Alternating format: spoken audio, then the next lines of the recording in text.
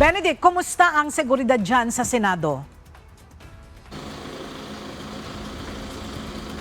Magandang umaga, Ella. Sa mga oras na ito ay meron pa rin mga tauhan mula sa Police Security and Protection Group dito sa loob ng compound ng Senado, at doon naman sa labas ay meron pa rin mga nakadeploy na PNP personnel. Nananatiling nakakordon ang lugar sa second floor kung saan nangyari ang putukan sa loob ng Senado kagabi.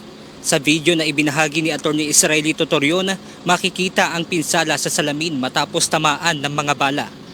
Hanggang sa ngayon ay off-limits pa ang lugar upang mapreserba ang mga ebidensya sa lugar ng pinangyarihan.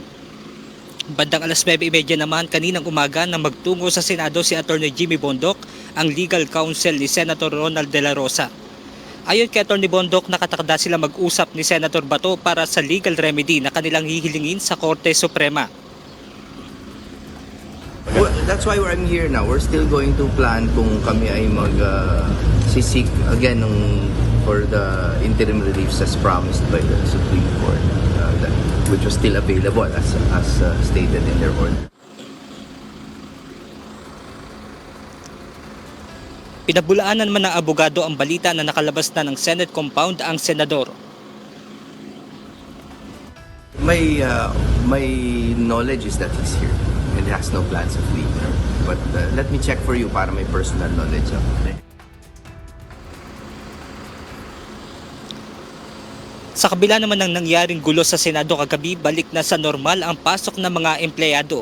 Ngayong araw din ay mayroong committee hearing ang Higher Technical and Vocational Educational sa pamamagitan ng Zoom meeting. Samantala, pasado alas 2 naman kaninang madaling araw nang bumisita ang asawa ng umano'y volunteer ng National Bureau of Investigation na nahuli sa Senado kagabi. Ayon sa asawa ng umano'y NBI volunteer, nais niya lamang makita ang kanyang mister, ngunit bigo siyang makapasok sa Senate compound. Nawagan po ako yung kasama niya po volunteer. Naiyak po.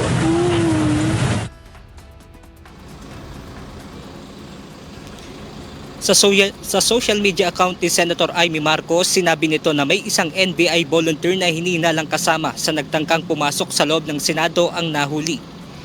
Kani-kanina lamang ay kinumpirma ng isang kawani mula sa Senate Secretariat sa isang senador ang mensahe tungkol sa paglabas ni Senator Ronald Bato de la Rosa. Inaantabayanan pa natin ang opisyal na pahayag ng OSAA tungkol dito. Nagpadala naman ng sulat si Senator Amy Marcos kay Pangulong Ferdinand Marcos Jr. na humihiling ng pansamantalang alisin sa pwesto ang ilang NBI officials habang isinasagawa ang investigasyon sa nangyari kagabi. Una sa kanyang inirekomendang tanggalin si NBI Director Melvin Matibag, NBI NCR Chief Attorney Emetrio Dongallo Jr. at NBI Organized and Transnational Crime Division Chief Attorney Jerome Bumediano. Ella, kanina sumilip tayo dito sa labas ng Senado at napansin natin na wala na yung maraming mga nakabarikada nga pulis dito nga sa labas ng Senado, at sa ngayon ay bukas na rin yung magkabilang linya nito ngang Jokno Boulevard. At yan muna ang ating update mula rito sa Senado. Balik sa iyo dyan, Ella.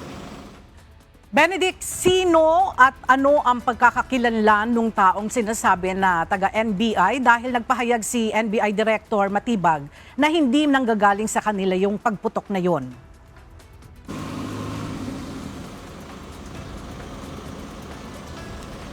Ella, ayon nga kay Senator Amy Marcos, ito ay bumalik itong sinasabing NBI volunteer para kunin yung isang vest. Kaya siya nahuli, at base rin doon sa interview doon nga sa asawa ay nasabi nito na NBI volunteer nga yung nahuli o yung kanyang mister na nahuli nga kagabi sa Senado. Ella. O, nung pumasok itong NBI volunteer na ito, syempre meron na siyang dalang armas, ano? Wala bang nakakita sa kanya nung pagpasok niya sa Senado?